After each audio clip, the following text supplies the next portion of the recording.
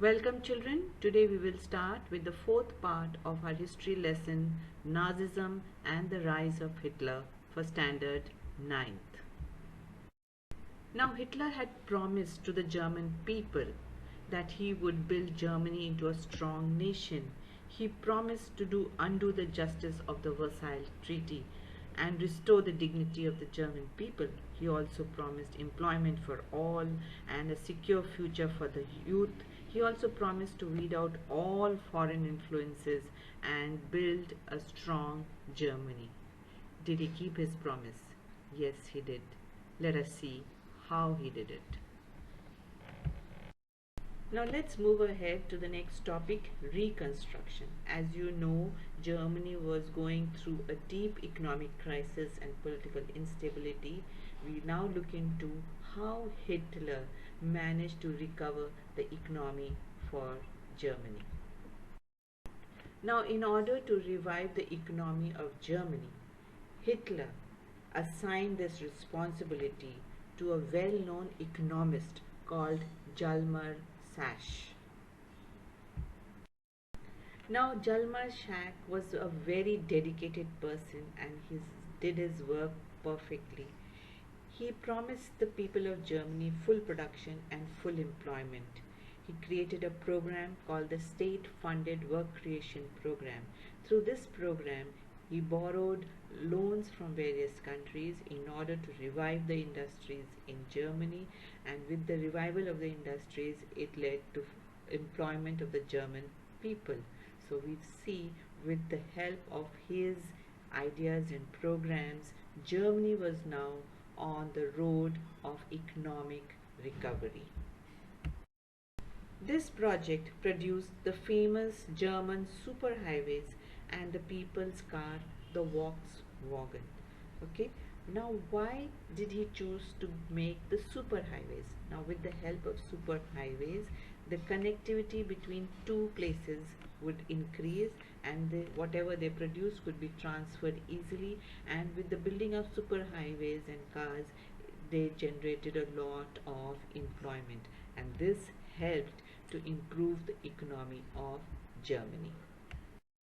Hitler had promised the Germans that he would restore their dignity. Now, in order to restore their dignity, he needed to recapture all the territories that were taken up by the Allies. So in 1933, he decided to pull out of the League of Nations because the League of Nations did not allow Germany to keep an army and make weapons. After pulling out of the League of Nations, Hitler secretly began building up Germany's army and weapons, okay, so that he could now fight against all his allies and get back the territories.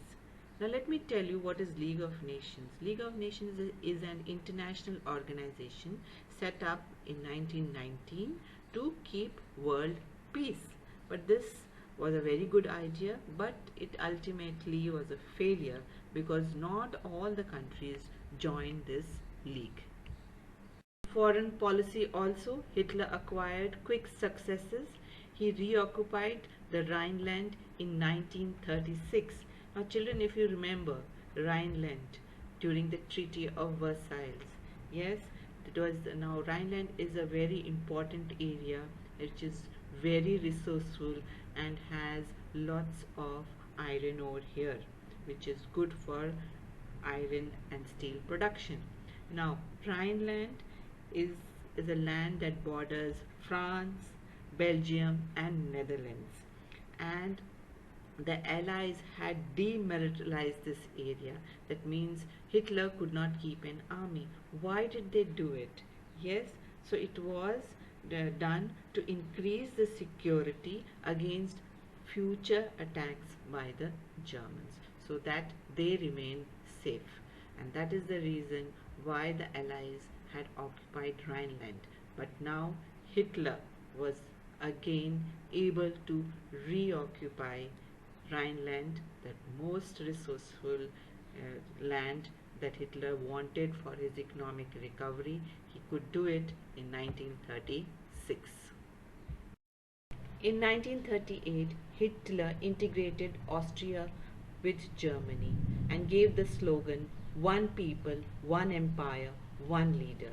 Now, Austria, the language spoken in Austria was German. So he said it is better we come together and form one empire and have one leader, that is Hitler. Now, after integrating Austria with Germany, now Hitler had his eyes on a place called Sudetenland, which belonged to Czechoslovakia. Now, very soon he occupied Sudetenland because there all these gray areas that you see had German-speaking people. So he thought it is better to have these people into their country, Germany. So he occupied Sudetenland. Now Hitler managed to recapture all the lost territories of Germany, and he was getting success at home and abroad, and this seemed to reverse the destiny of the country. But the question arises, what were the Allies doing? Britain and France. How did they allow Hitler to reoccupy all the lost territories? Britain and France knew of Hitler's action, and they realized that the Treaty of Versailles has been very harsh on Germany, and they allowed Germany to recover their economy and also become a stronger nation, because they felt that if Germany becomes stronger, this would stop the spread of communism from Russia. Hitler did not stop here. He felt that war was the only way to overcome economic crisis, and that is why he wanted to invest heavily on rearmament. Now, why did he want to expand the territories? Yes, with expansion of territories means expansion of resources. He'll occupy that land resources he will get the minerals, the industries that will be a part of Germany.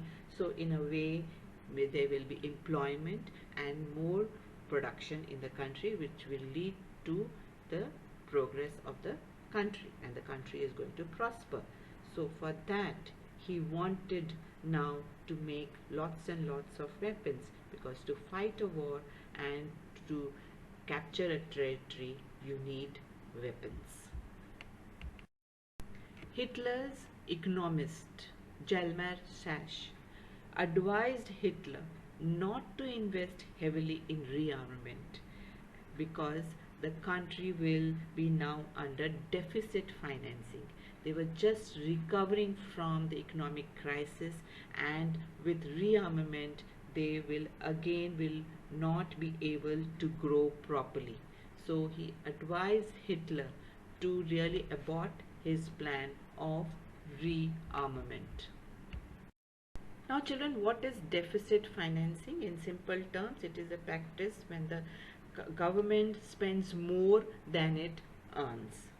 So Germany was living on loans. It had already taken loans, and now it had to repay the loans. So they cannot afford to spend more on rearmament because they had to borrow more loans, and in this way they cannot have economic growth in their country. Now Hitler did not like Jalmar Schacht's advice, and he asked him to leave Germany. Hitler was convinced that the only way to overcome economic crisis was to fight wars and capture territories. Now, in order to provide Lebensraum and better food supplies to the German people, Hitler in 1939 decided to invade Poland, and his invasion of Poland led to the beginning of the Second World War. Now let me explain to you what is Lebensraum. Now Lebensraum means living space. That means he wanted to occupy territories so that the German people had more area to live in and more area where they could grow their own supplies and food, because their land would be more and more food supplies can be grown, which will help the German people to recover from the economy. Now, how did the invasion of Poland in 1939 started the Second World War? Now, Britain and France had signed a treaty with Poland, and they had guaranteed to help Poland with military support if ever Germany attacks them. So now this move of Hitler, now we see England and France also coming into this war. Now, when Hitler invaded Poland, it almost occupied half the territories of Poland. On seeing this, Soviet Union felt that Hitler is now becoming powerful and might enter their territories. So to counter that, they also sent their armies and occupied the other half of Poland. So Poland was divided between Germany and Soviet Union. Now in 1939 we see Hitler invade Poland, okay, and then we see that France and Britain also enter the war because they had already signed a treaty with Poland that they would give military support whenever they were attacked by Germany. Now to counter this, Hitler signed a tripartite act in 1940 with Italy and Japan. Okay, what is tripartite? That means three nations sign a treaty which is called as a tripartite pact. Okay, now why do you think Italy was convinced to join Germany? Why not the other powers? Now Italy also was ruled by a dictator called Mussolini, and he also wanted to expand his territories to give more food supplies and living space to their people. So he was also looking out for acquiring more territories, and even Japan wanted to join this revolt because there was huge shortage of oil and natural resource in their country. Okay, and they also had an ambition to now become the superior power in the Pacific Ocean and defeat the United Nations. Okay, so because there was shortage of resources, they also wanted to occupy more land, and that is the reason the three of them signed this tripartite pact in 1940. Now, by the end of 1940, Hitler was at the zenith of his power. Okay, he was one of the most powerful leaders now in Europe, and now he wanted to achieve his long-term aim or ambition of conquering Eastern Europe. Now in 1941, Hitler attacked Soviet Union, which proved to be a historic blunder, the biggest mistake that he did, and that is why it is called as epic fail, and that led to the downfall of Hitler. Now with this step of Hitler, Germany was exposed to British aerial bombing on the Western Front, and on the Eastern Front it was exposed to the powerful Soviet army. Now Germany got sandwiched between the aerial attacks of Britain and the Soviet Red Army. Okay, and so the Soviet Red Army inflicted a crushing and a humiliating defeat to Germany, and the Soviet forces finally reached Berlin, the capital city of Germany, and established their dominance over entire Eastern Europe for half a century thereafter. Now USA was unwilling to join the Second World War because it did not want to face all the economic problems which were caused by the First World War. But it could not stay out of the war for long. Now we see Japan also expanding their territories towards the east, and they have occupied most of the French and Indochina colonies. You can see they have occupied almost lots of territories in the east. Now the main reason for occupying territories is the same, as they wanted more food supplies and living space for their people. Okay, and they also now wanted to attack the US naval base at Pearl Harbor. Okay, so why did USA make their naval base at Pearl Harbor? Because seeing the expansion of territories by the Japanese, the US thought that they have to counter these Japanese, so they started building their naval base at Pearl Harbor. But when Japan dropped a bomb at Pearl Harbor, it forced USA to enter the war. Now, with the bombing of the US base at Pearl Harbor, forced USA to enter the Second World War. And retaliation, the US was very furious with the Japanese, so they dropped an atom bomb on Hiroshima and Nagasaki.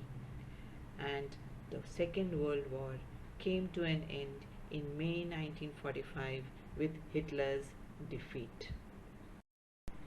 This was a brief account of what happened in the Second World War. But this is not enough. We need to know more about Hitler, his Nazi ideologies, and the cruelties that were performed during the war. For this, we have to return to the story of Helmut and his father. So stay tuned for my next video. Thank you.